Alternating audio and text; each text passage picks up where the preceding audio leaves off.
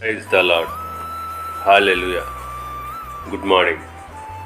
ఈరోజు దేవుని వాగ్దానము ఆదికాండము 18వ అధ్యాయము 14వ వచనము.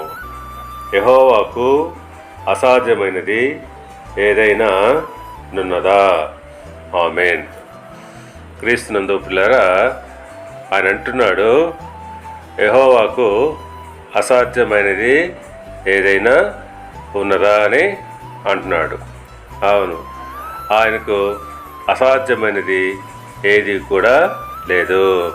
ఎందుకంటే నిండు వృద్ధాప్యంలో శారాకు గర్భఫలము అనుగ్రహించిన ఆయనకు ఈ భూమి మీద ఏది కూడా అసాధ్యము కాదు. మన స్థితి ఏ విధముగా ఉన్నప్పటికీ అసాధ్యాన్ని సుసాధ్యము చేయగల గొప్ప దేవుడు. ఆయనందు విశ్వాసం ఉంచాలి. మార్కు సువార్త 10వ అధ్యాయము 27వ వచనం ప్రకారంగా యేసు వారిని చూచి, ఇది మనుష్యులకు అసాధ్యమే గాని దేవునికి అసాధ్యము కాదు.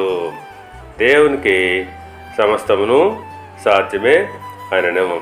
అవును, మనుషులకు అసాధ్యమైనది దేవునికి అసాధ్యము కాదు. దేవునికి సమస్తము కూడా సాధ్యమే.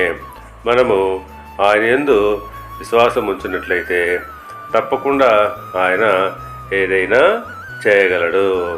దేవుడు మిమ్మల్ని దీవించి ఆశీర్వదించి వర్ధిల్ల చేయనుగాక. ఆమేన్.